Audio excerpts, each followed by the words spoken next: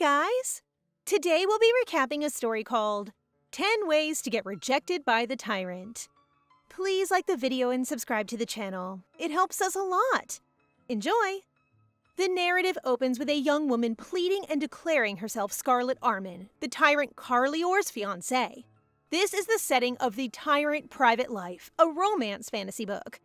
Emperor Carlior, the novel's protagonist, is a tyrant who engages in horrific deeds. The tyrant meets the female lead, falls in love with her, and changes into a very kind and submissive person toward her. His assistants conceal his personal life from prying eyes. While recalling the story, a young girl is squirming on her pillow. She thinks that if the tyrant becomes a tender person in the end, what is the point of all the killing? Given that the tyrant kills the girl in the middle of the novel, Scarlet considers it fortunate that she arrives before the major plot begins. Scarlet muses as she sits on the bed, saying she can survive if she doesn't harass the main female character. She doubts her ability to deal with the tyrant, though. At that moment, Scarlet understands the tyrant, who just experienced his first love, is a disaster. Throughout the era, the tyrant is the most knowledgeable and youthful swordmaster. Scarlet then starts to scribble down ideas on how to get away from the tyrant. Gaining the tyrant's sympathy is the first thing on her list. But things take a turn for the worst when she realizes that although he may be the wisest man alive, it's not because of his character. Instead, it's just because a select few are wiser than him. Scarlet suddenly remembers her family. She begins to rant about them being so cruel for engaging their only daughter to a tyrant. Scarlet even questions herself if they're her real family. Luckily, Scarlet still has the memories of the old Scarlet. She remembers that the Duke is very cold and ignores and slaps her. The memory of the family is not a supportive and happy one. She then decides to leave the Duke's family as soon as possible. But Scarlet still needs to handle her engagement with the tyrant since their first meeting will be at the Emperor's birthday banquet in 10 days, which also refers to the beginning of the storyline and Scarlet's downfall. Staring at the invitation, Scarlet tries to remember why she loves the tyrant and what she sees in him that she fell for him.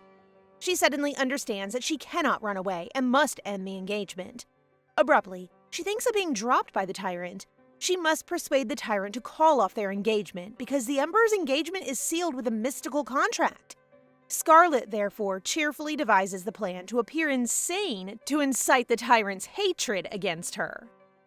Then, the day of the banquet arrives. While Scarlet is preparing, she rants that it is too early to prepare since the banquet is still at night. Looking at the dresses, Scarlet notices a plain peach dress and instantly decides to wear it, which shocks the maid since she always picks a fancier dress. It looks like the plan is starting. The maid asks Scarlet, who is getting ready, whether she would want to accessorize her dress as it's too simple for the banquet at the Imperial Palace. But Scarlet responds that the dress is enough. As Scarlet descends the stairs, she hears the maids chatting about her simple dress choice, and some of them think it's crazy that she's wearing it. The peach color does not suit her, so she smiles and realizes that is the expected response. Scarlet thinks excitedly as she gets settled in the carriage, sure that this outfit will begin her supposed madness. She observes the cold surroundings and the Duke's glares as they begin their journey. Scarlet sees this and disregards her father, believing the Duke to be unworthy of his old daughter. Scarlet returns to her senses when Isar Armin irritatingly asks her what is wrong with her today. Isar Armin, Scarlet's half-brother in the original tale, is the only person who stands by her after she's given the death sentence. When Scarlet takes her life, Isar is the first to find and save her after entering Scarlet's body. As Scarlet looks at Isar, wondering if she should treat him differently, she innocently asks what is happening. Isar notices Scarlet's eerie expression and asks if it's because of her dress, in an obnoxious way. Scarlet confidently tells Isar that her dress perfectly suits her and that she is pretty no matter what she wears. Taken aback by her response, Isar tells Scarlet that the rumors that she became crazy sound true. The Duke then shouts at Scarlet and angrily asks if she's willing to disgrace the family. Thinking it's about the dress, Scarlet then acts sad and tells him that since the Duke tells her that she bought a lot of clothes the other day, this time Scarlet tries on a very modest dress. Scarlet accusingly points to Isar and tells him that if it's about the family prestige, they must focus on Isar since he came home drunk yesterday. Why snitch a friendly sibling? Scarlet glances at Isar and notices he is calm and not mad at her for snitching on him. When the Duke is again about to shout at Scarlet, Duchess Milia Armin suddenly reprimands them and tells them to stop. The moment the former Duchess passed away, the Duke introduced Duchess Milia. Isar is older than Scarlet since, before their marriage, she was a romantic partner of the Duke, who abandoned her. Scarlet is disliked by Duchess Milia, who takes her ire out on her by punishing her frequently. Scarlet then tauntingly calls the Duchess Madam and tells her that her son is rumored to sing at the plaza when drunk. Not wanting to fight again, Scarlet pretends to sleep, but Isar shockingly looks at Scarlet when she instantly snores. Next, Scarlet wakes up from a weird dream and notices they arrive at the palace.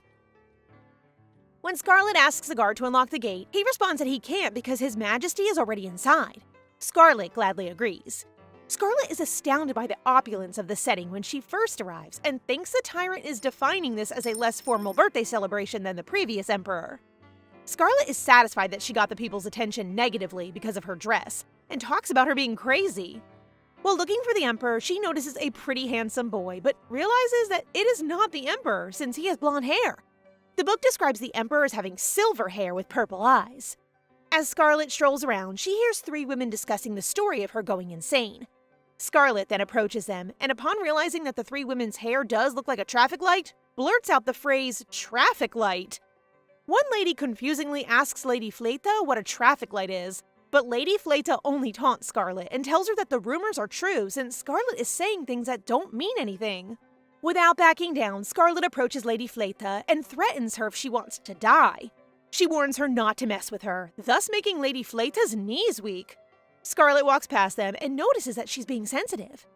Scarlet observes that no one seems to be around her while she strolls, perhaps because her notoriety hasn't been revived in a month. The tyrant's civility is what Scarlet falls for in the original novel, but maybe the most important reason is that, in the past, the tyrant was what she needed and the only person who was polite to her. Scarlet finally sees the Emperor, and she then walks toward him. Upon arriving in front of the Emperor, she graciously greets and introduces herself. Scarlet stares at the Emperor and notices that the old Scarlet didn't only fall for his politeness, but also his face. While staring at the Emperor, she realizes how cool and handsome the Emperor is, making the surrounding people look like a water-tanned squid. The Emperor lazily asks Scarlet if she will show him something strange. She just better give up. Scarlet replies that since it is their first meeting as fiancés, she prepares something for him and asks the Emperor to look at it. Thus, the Emperor agrees to Scarlet. Hearing this, Scarlet happily thinks that her plan has succeeded and announces to everyone her magic trick. She exaggeratedly pours wine on her dress and announces it will turn dazzling red after greeting the Emperor with a happy birthday. Satisfied with her crazy act, Scarlet thinks her plan to break the engagement is successful. Seeing the Emperor's stunned reaction, she believes this may be a one-shot plan. I like Scarlet, she's cute and a psycho. Following the insane stunt performed by Scarlet, she wishes His Majesty a happy birthday while keeping in mind that he prefers not to be greeted. And suddenly, the Emperor's grim expression catches the attention of others. Having had enough of Scarlet, the Emperor calls Duke Armin and tells him that the lady's condition seems unwell. He advises him to see the state of things in his mansion. Duke Armin embarrassingly agrees to the Emperor and drags Scarlet away. While being dragged, Scarlet stares at the Emperor and sees the Emperor's handsome face. Scarlet noticed the Emperor looking at her. She then winked at the Emperor, which caught the Emperor off guard. On their ride home, Duke Armin angrily shouts at Scarlet for acting wildly in front of the Emperor. Not minding the Duke, Scarlet inwardly thinks that what she did would be a success. Isar then calls Scarlet's attention, saying that she looks and smells drunk. But Scarlet teasingly tells Isar that it's because she looks good in red too. Duchess Millar suddenly cuts in and says Scarlet will see a doctor to clear her head since what she did might break the engagement, and titles will not be excommunication. Hearing this, Scarlet again begins to act crazy and tells the Duchess that she only did it because she wants to give the Emperor a present, since the Emperor likes red blood. She acts innocent and asks the Duchess if she did anything wrong. Yep, this girl is crazy. Scarlet then acts obsessively in love while sharing with him that she wants to be hugged by the Emperor while covered in red flowers, and that she and the Emperor are true mates. Scarlet also adds that she wants to ask for a strand of hair from the Emperor every time they meet, which Isar finds scary and creepy, thus asking Scarlet if she wants to die. Next, as the carriage arrives, a servant opens the door, shocked that Lady Scarlet steps on his head and hurriedly runs away. Looking back, he assists the Duchess and confusingly asks her where Isar is. The Duchess shakes her head and remembers that Scarlet had stopped the Duke from slapping her. Then she threatens him by saying that treating her as the Emperor's fiancée is wrong and throws Isar off the ride. She looks like a mad woman. The next day, a letter is written to the Emperor stating they should meet again since they unexpectedly parted ways at the party. Scarlet suddenly remembers that the Emperor and his fiancée are obliged to meet several times per month and will be recorded, which Scarlet feels like an open relationship. Scarlet rereads her letter and thinks she doesn't want to be too irritating, so she lets the Emperor decide on their first date. Since she feels that it is crucial to show her craziness in moderation and consistently show them, this will be the perfect plan to fool a suspicious tyrant. After sending the letter, Scarlet contemplated whether the schedule would come as expected. A reply to the letter, then yesterday's acts had a weak impact. Scarlet then calls Lucy and asks for her account book, the property left by Scarlet's deceased mother, the former Duchess. Scarlet realizes that she cannot become independent and flee with the meager amount of money she has, so she comes up with a plan to turn it into a fortune. Then she recalls that the safe zone, also known as the Cradle, is a desolate area where magic is useless, but it's the fairies' hideout. Scarlet then contemplates that if the fairies recognize her, she can secure excellent resources and the fairies' stone most expensive treasure. Meanwhile, the Emperor receives Scarlet's letter and decides to proceed with the engagement despite Scarlet's foolishness because she comes from a wealthy family with undeniable influence. The Emperor's thoughts are cut off when his aide reports to him about the investigation on Scarlet Armin. His aide tells him that Scarlet is a woman with a vicious and ruthless heart, and asks the Emperor if she is really in a suitable position to be an empress. Hearing the report, the Emperor thinks it is challenging to investigate her since they only investigated through external activities. He also feels that Scarlet is not entirely out of her mind and that he will see the real Scarlet, not Scarlet Armin. Later, Scarlet receives her schedule and the Emperor's monthly dates and thinks of a plan to show the Emperor her spicy, crazy side. The Emperor sits prettily in the chair when Count Clover visits him the following day and delivers him a stack of reports to read. The Emperor then calls Count Lumen, the intelligence chief, and tells him that the report is messed up, which Count Lumen denies. He's about to cry, so the Emperor abruptly cuts the communication. Hearing this, Count Clover knows that he'll be working overtime. Truly enough, the Emperor then orders him to investigate the Armin family and Scarlet Armin. Count Clover notices that it's been a week since Scarlet has been chosen as the fiancée. He then remembers that Armin's ancestors are the founders of the family of Callior and Rizabel, who are called heroes who stand shoulder to shoulder, and that the heroic ancestors left behind for the Armin family are something even the tyrant's aides find not easy to break through. Count Clover informs the Emperor that since the Emperor and Scarlet need to date twice a month, it will be helpful to gather information if Count Clover is nearby. Remembering Scarlet, the Emperor absent-mindedly thinks he wants to see her face again. Thus, the Emperor instructs Count Clover to deliver a letter to Scarlet Armin about his schedule personally. Still not getting over how the Emperor acted, Count Clover absent-mindedly walks and imagines the Emperor sitting on Scarlet's lap and accusing Scarlet of doing something to His Majesty. Just a little bit of observation, but Count Clover imagining the tyrant in Scarlet's lap is really crazy and creepy. Later that day, Scarlet receives the letter of her date with the Emperor the next day. The letter states that she's invited to the Imperial Palace the very next day with a side note that the Emperor will come on his feet, which she does not understand. After reading the letter, Scarlet decides to prepare gifts that the tyrant dislikes since she cannot visit someone's home empty-handed. She decides to buy grapefruit and white flowers to give to the Emperor, and these are the two things the tyrant hates. Upon arriving at the palace, Count Clover informs Scarlet that she's very late, but since it is the Emperor's last schedule, he has time to spare. Count Clover then leads the way to where the Emperor is.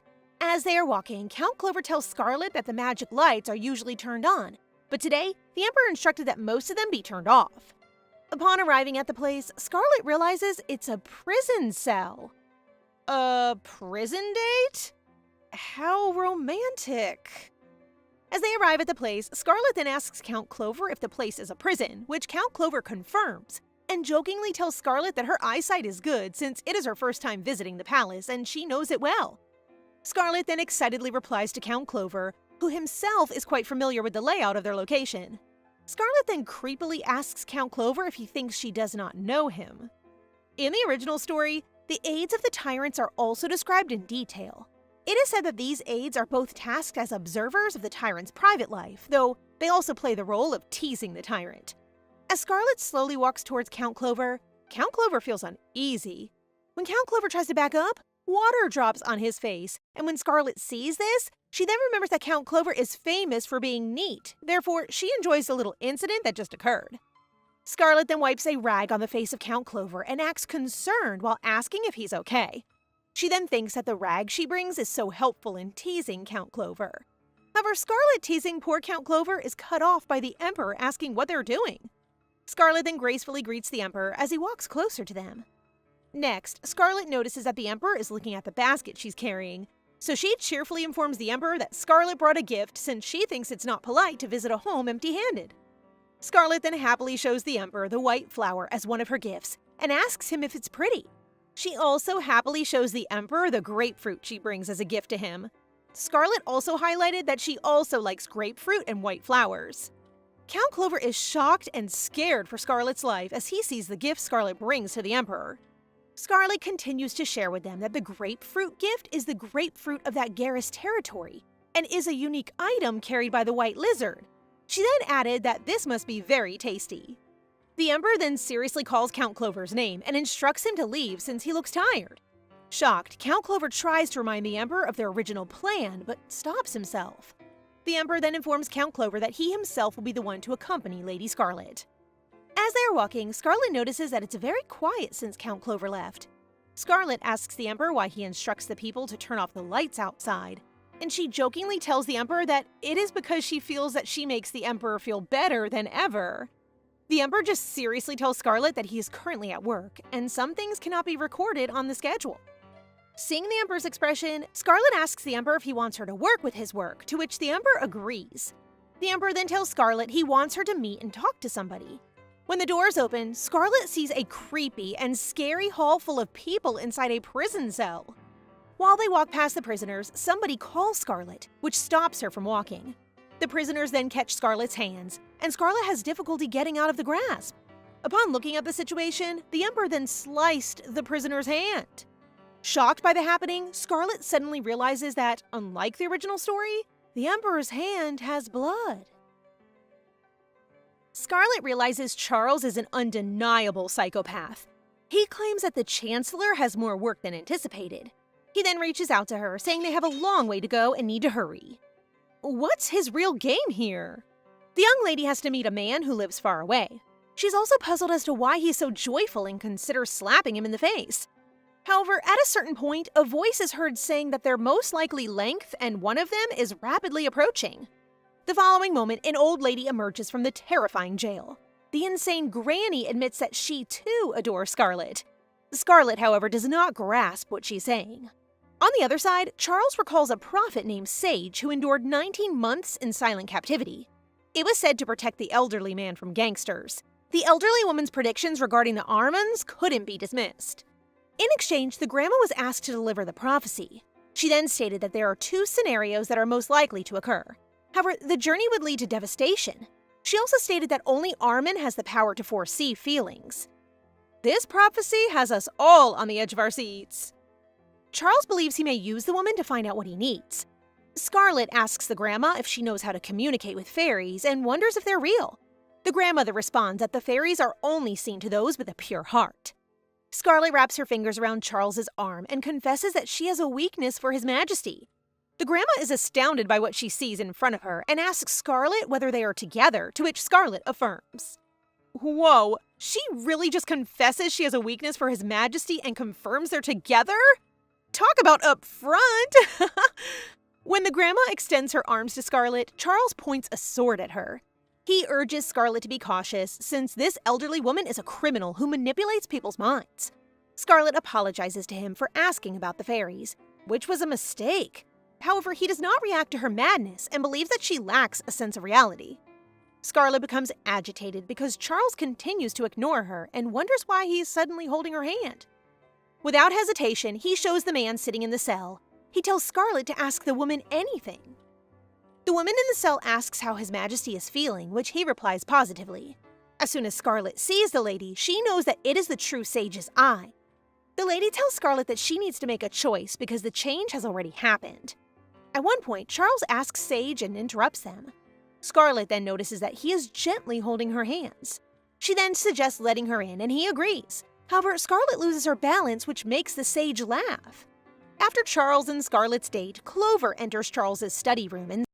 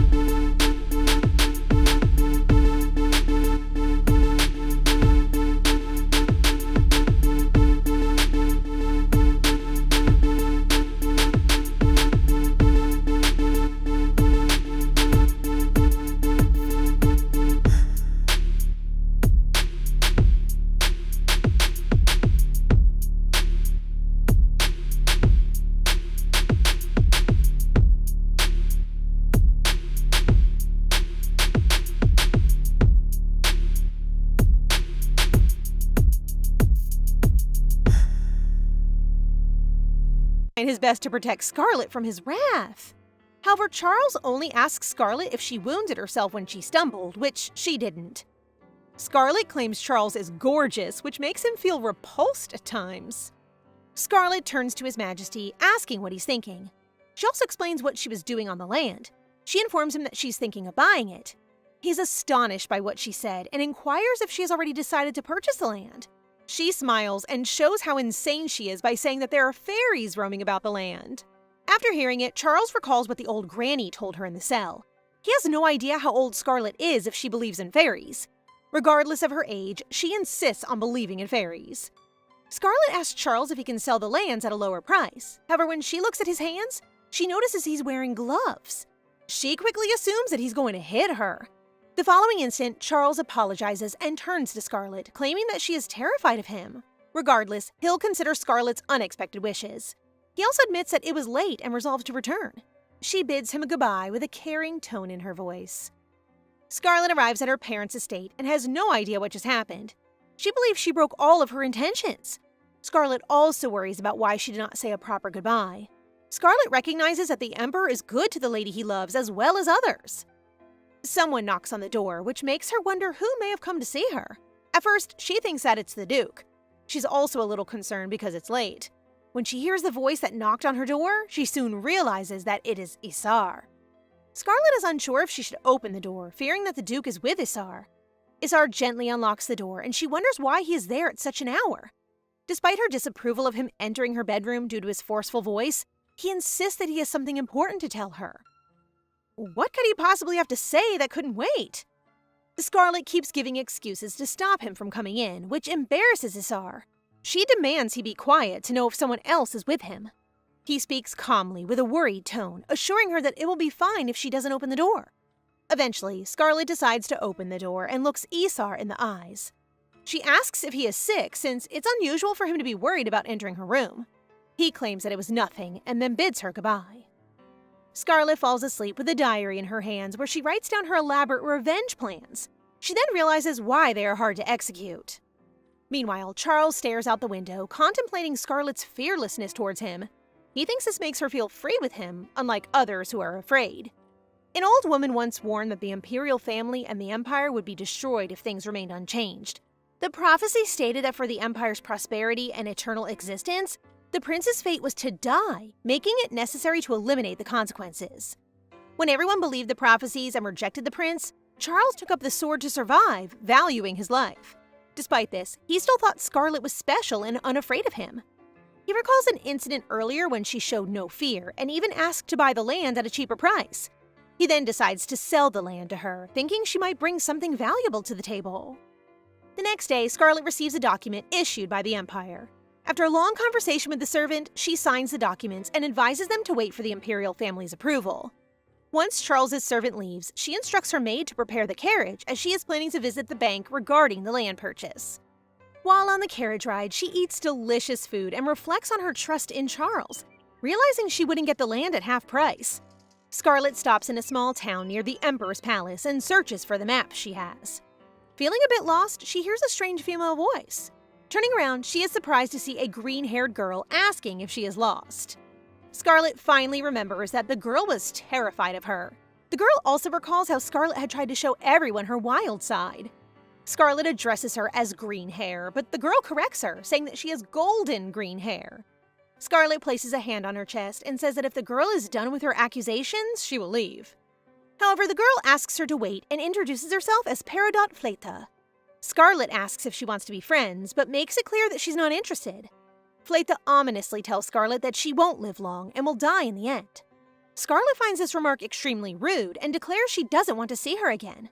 Their conversation is interrupted by Charles's aide. Meanwhile, Charles reads a report about an incident involving Scarlet.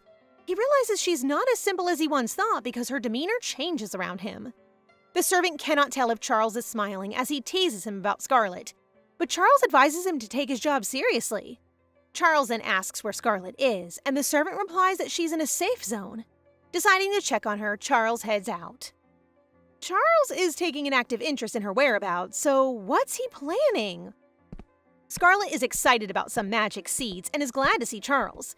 When he asks what she's doing, she replies that she's planting fruit trees as gifts for the fairies.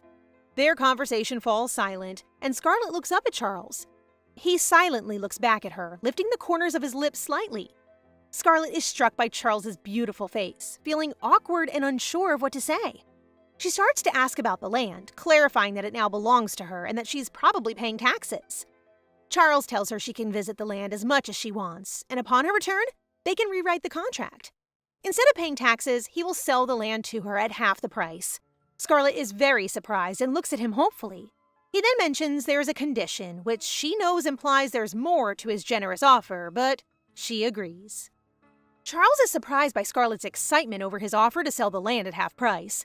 She is thrilled, knowing this deal will help her easily break off her engagement. Charles schedules their next meeting to finalize the contract, and they bid their goodbyes. A few days later at the Armin mansion, Scarlett's servant is shocked by her actions. She is creating a magic insect to sell at a lower price, which leaves an unpleasant message when stepped on. The Duke steps on one, which accuses him of having an unpleasant personality. Furious, he shouts Scarlett's name.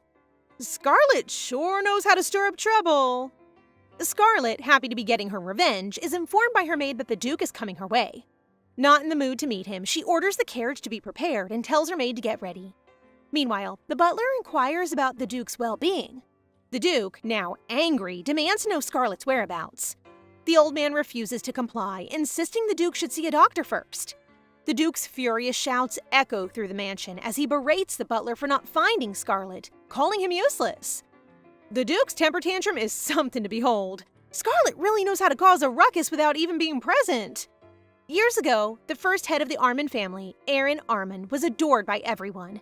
His life was cut short after finding his perfect love, and he eventually died. His lover, chosen by the Baron instead of becoming the Duchess Amelia, became the first Duchess. Her life was far from perfect, as undisclosed events led to her eventual death. Returning to the present, the butler reluctantly searches for Scarlett on the Duke's orders. He reflects on how the Duke has become more tyrannical over time. When he finds Scarlett, he warns her that she shouldn't be at the mansion. She tells him she plans to go to town, despite knowing she shouldn't. Scarlett then comes up with a clever idea and whispers her plan to tease the Duke. Seeing no other option, the butler agrees to go along with her idea. Meanwhile, Charles, pondering in his room, is amazed by Scarlett's seemingly harmless motives. He knows she wants to break off their engagement and has been acting crazily, far exceeding his expectations. Despite this, he finds her intriguing and decides to play along for a while.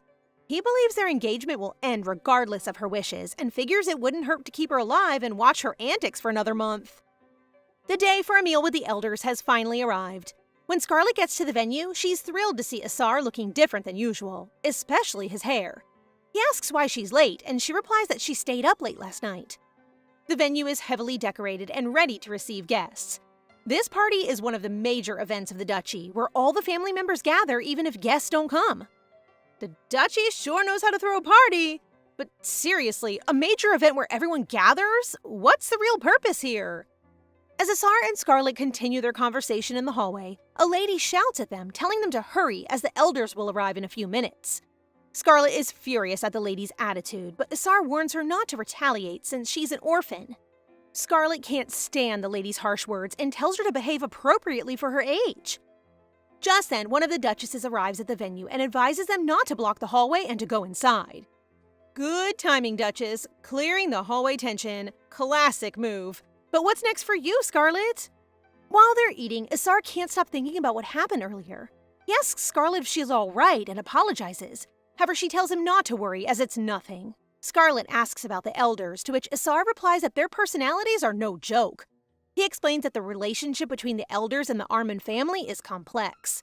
The elders are an alliance that protects the borders of the monsters, but their relationship with the family isn't good.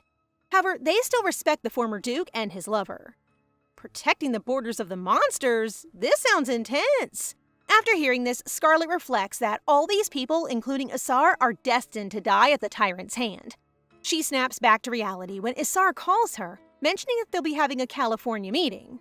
She is shocked when he places his hand above hers, but Isar is dazed by her expression. Despite her surprise, she thinks there might be a way to save Isar because he is important to her. Scarlett ponders ways to save the ones she cares about the most, namely maid Lucy and her half-brother Isar. Even though it hasn't been long since she arrived in this world, she at least wishes for them to survive. Isar wakes her up from her daydreaming, calling her attention to the family meeting that they're supposed to attend. The siblings walk towards the meeting room.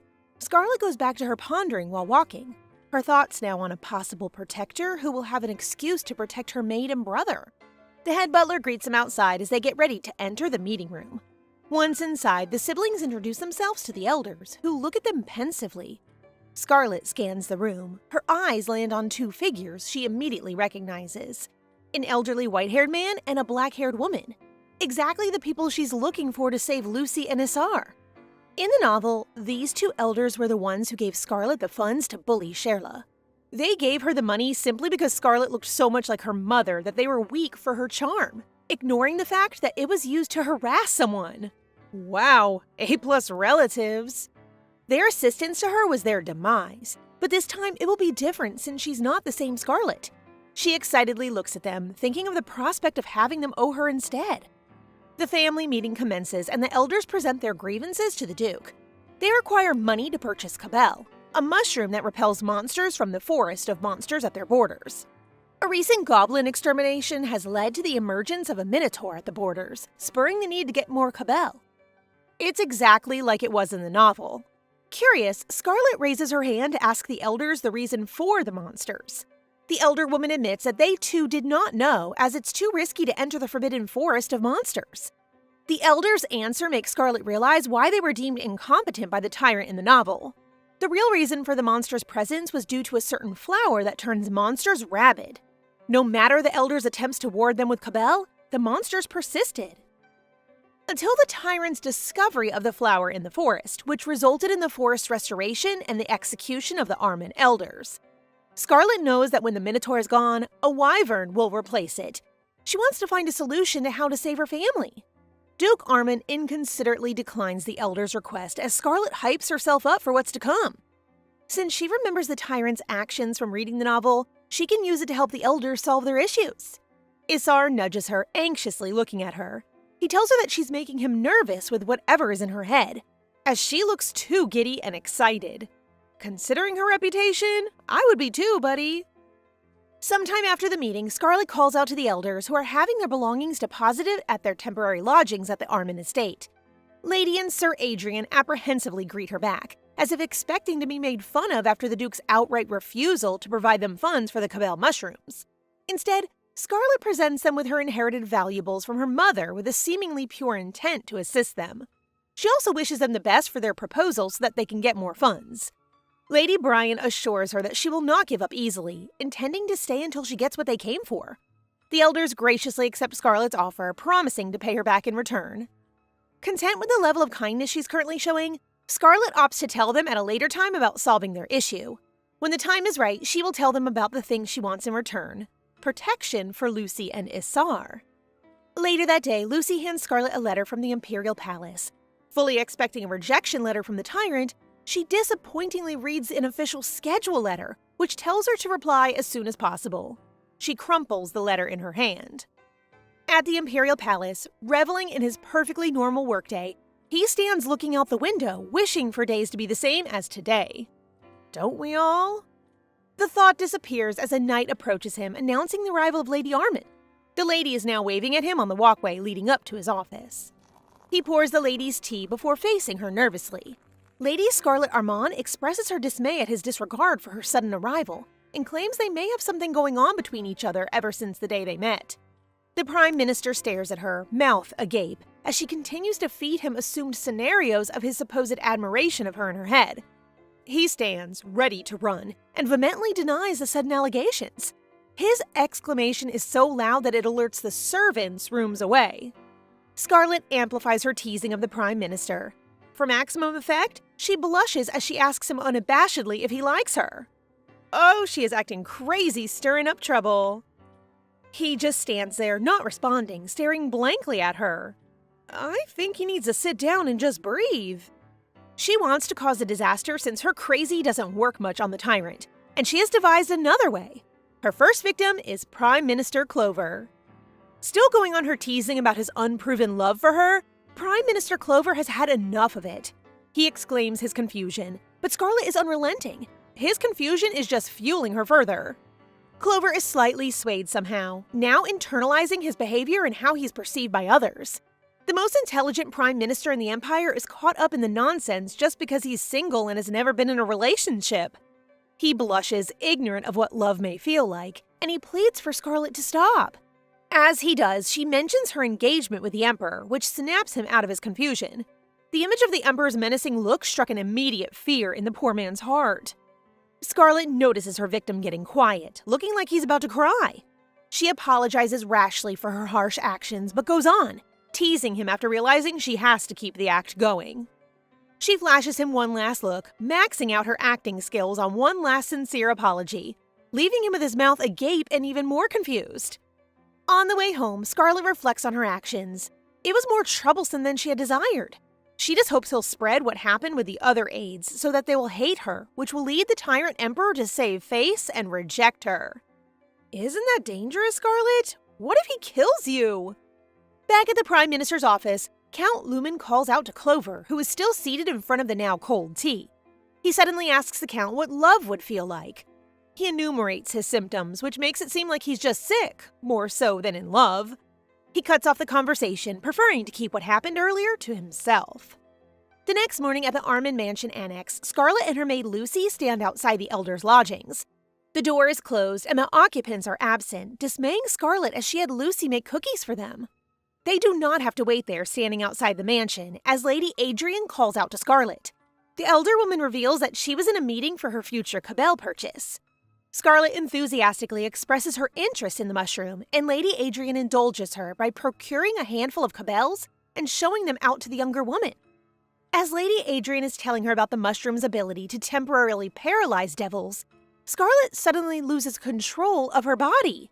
She sways on her feet before falling to the ground, to Lucy's utter horror. Oh no!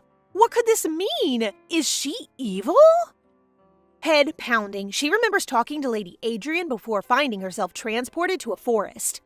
It looks familiar to her, although it's her first time there. She knows she's in the forest of monsters. She hears movement from behind her and she finds herself looking at Cher Ladiel. She recognizes the red hair immediately as the tyrant's lover in the novel. The woman talks to herself, mentioning a tool to replace Cabell. Scarlet knows that in the original work, Sherla did find a replacement for Cabell, but with the aid of another person. She follows Sherla in the forest awkwardly, eager to see the tool she's looking for. After waking for a bit, Sherla raises her lamp in front of her. She calls it the Geppetto slime, a gray matter with tiny eyes and a droopy mouth. It looks so derpy and cute. Geppetto slime is harmless to humans, but is a predator that feeds on any ferocious monster in the forest. This is the tool to replace Cabell. Scarlet smiles to herself as she makes sure to remember the slime's location to find it next time. Her vision suddenly fades as she hears someone call her name, pleading for her to wake up. She wakes up in her bed. The room seems to be full of worried looks. Isar, the elders, and Lucy all look extremely concerned. Isar scolds her for being a troublemaker. It's not her fault, though. He tells her to take things easy and consider going somewhere to recover if the mansion is uncomfortable for her. His suggestion gives her an idea to use this as an excuse to go to the elder's estate. She looks at Lady Adrian mischievously, but is immediately refused. The older woman tells her of the numerous dangers that await her at their estate if she goes. Cunningly, Scarlet is quick to propose checking the state of affairs of their estate for the Duke to convince the elder. Seeing the benefit that they will get from her visit to their property, Lady Adrian beams at her approvingly. Scarlet will have to ask her father for approval too. But Isar has other ideas. Seeing the exchange between the ladies, he expresses his disapproval. Even if their father approves, he finds it concerning for his sister to go alone to a dangerous place. Scarlet assures her half-brother that she'll be safe as she'll not be going alone. Who? He'll find out soon. He finishes reading a letter and asks his prime minister to clear up his schedule for the next 2 weeks. He has an appointment with the young lady. The Armins stand outside their mansion amongst busy servants, preparing for Scarlet's and the elder's departure. The Duke himself is there as well, senselessly reprimanding his children while waiting for the Emperor's arrival. I think you should calm yourself down first, Duke. Duke Armin remarks on the Emperor's late arrival, smugly going on about Caglior respecting the Armin family. Isar explains to Scarlet that he must be acting proudly since it's the first time the Emperor will come to their estate. The royal family Caglior and the Armin family have an old relationship spanning generations where the Cagliors rule and the Armins protect the borders of the empire. But Scarlet knows that the relationship eventually ends after the Armin family fails to do their duty. Isar asks her why she wants to travel with the Emperor. She simply tells him that she's his fiancée and that it's only normal. But deep inside, she knows the real reason. She's actually hoping the 3-day journey stuck together will make the Emperor sick of her ultimate goal. She also tells him about their father's easy approval of her vacation, leaving the details to herself. When she went to him, he was acting suspiciously with a crystal ball.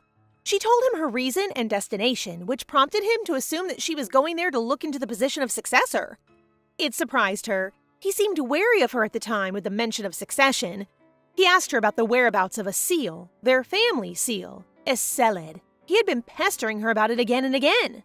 The seal was proof of family ownership, something the Duke doesn't have.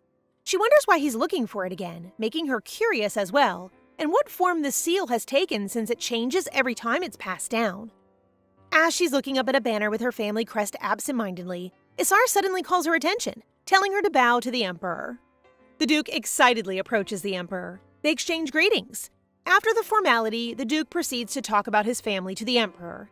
Isar and Scarlet notice the Emperor just standing there, seemingly having no intention of listening to the Duke. Isar notices two of the Emperor's knights eyeing Scarlet. She knows the two of them. The blonde-haired knight, Count Lumen, is the head of the intelligence department, and the one with the eye patch is the commander of the knights.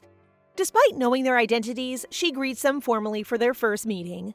Isar notices that the knights seem to admire her, judging by their soft smiles and blushing cheeks. Charles looms from behind her, shocking her. He holds her arms, preventing her from falling. It has been a long time since they last met, and his sudden greeting has her feeling uncharacteristically nervous. He calls out to Count Lumen, who procures a bouquet of red roses for her. She blushes as he tells her that the flowers remind him of her and that they resemble her head. The people around them stop, shocked. Look at the Duke, his mouth's open! The two knights laugh in the background. The Emperor's little prank seems to be proof of his being in love. The elders invite her to get on their old shabby carriage. Scarlet can't help but feel disappointed, making her want to travel with the Emperor in his carriage. She looks back at him talking to his knights, busy and seemingly not caring for her. Isar, ever so worried, reminds her of their conversation from the other day. They had discussed her relationship with the Emperor. It disturbed him that the man engaged to his sister was known to be cruel. Even if it did not matter to her, he still couldn't help it. Scarlet understood that her brother was afraid that the Emperor might hurt her physically, and it made her care for Isar more. He was the only one ever to actually care for her. He gave her a magic tool, a smooth, light-colored stone used for sending messages. He can contact her as long as it's with her, and she can do the same. He would be there if anything were to happen to her. Oh, isn't he thoughtful? Scarlet, magic tool in hand, walks towards the carriage while reminding him about his task while she's gone. He's to water her plants in the safe zone for her, and he gladly accepts. They bid each other farewell. It hasn't been long since their departure from the Armin estate, but they have made numerous stops on the way due to prevalent bandit attacks. Count Lumen, who is riding the elder's carriage with Scarlet, complains. It puzzles Scarlet why this man is traveling with her instead of the Emperor. The man just keeps acting like he doesn't know anything and complaining. The elders seated across from her express their shame for the situation since the attacks started to happen in their territory. Scarlet assures them that it wasn't their fault since they were traveling with an imperial carriage. It must be the reason for the attacks. They are fortunate to be traveling with the knights, and she trusts that the bandits are no match for the Emperor. Suddenly, one of the knights shouts to let everyone know a bandit is running away, and the knights scramble to action once again. Scarlet notices an ominous figure in the corner of her eye on the side of the carriage. He seems to know her, even calling her name as he raises his knife at her. The man doesn't notice a hand reaching for the back of his head. The next thing he knows, his head is through the carriage door. It surprises her. Standing over an unconscious bandit is Charles, looking cool and collected even after the violence he just inflicted. He checks on her, and she thanks him for saving her. She notices the Emperor's white horse in the background, coming to the conclusion that he traveled on his horse. Considering he just saved her, he's literally a man on a white horse. Sweet! He opens the broken carriage door and offers a hand as he invites her to ride with him in his carriage together. In the imperial carriage, sitting across from the Emperor, Scarlet stares at him in disbelief as he informs her of the reason for the attacks. Her! They were looking for her! He tells her about the assassins of Pawn. Hailing from another kingdom that has produced numerous assassins, the ones that attacked seemed like amateurs, but he was still wary as they were able to use a technique unique to Pawn. He asks her if there's anyone who wants to kill her. The first image that pops into her head is of her father, the Duke. Charles warns her that they will attack again and that it will not be a big deal. Scarlet misunderstands, thinking that he must not care much for her and that it's not going to be a big deal. She starts to panic. He cuts her off, reassuring her that she does not have to worry. No danger will come to her when she's with him. Oh, really now? Sometime later, the caravan stops for a rest. Scarlet is greeted by the commander of the night right away. He apologizes to her about the earlier incident. Charles stands menacingly behind her, intimidating his knight. She lets the knight off easily, as she didn't really get hurt. She even felt safe enough to sleep in the imperial carriage. Surprisingly, the tyrant mirrors her kindness to the knight and lets him off easy, much to the knight's relief. Count Lumen calls away the emperor for urgent business. Watching him walk away, Scarlet thinks of a way to thank him for her safety. At dinner, Scarlet clinks a glass with her fork to call everyone's attention around the campfire. The knights, gathered around the fire, are still eating their dinner. The elders look at her suspiciously, and they all anticipate whatever she's going to do. She thanks the knights for their safe arrival, and in return, she offers them a gift for their effort. The gift? Beautiful serenade. She scans the area, making sure Charles can see her before starting. Their eyes meet for a second, and she's off. This girl's up to something. Charlie, watch out! Scarlet's singing makes the knights uncomfortable. One of them points out that she's actually not that good. Some of them have stopped in their tracks, shocked and aghast. Scarlet, they just had dinner. Some of them already threw up. What a waste of food! She continues her singing with closed eyes, uncaring of any reaction from the audience. Focused on her song, she sincerely hopes that it will shock the tyrant. She opens her eyes, taking a peek at the man. He's reacting to it all right, but not the way she expected. Instead, she's the one who's shocked. He's smiling! So guys, what do you think of this story so far? Please subscribe and turn on notifications for updates on this and all our other stories, so you can be the first to find out when they're out.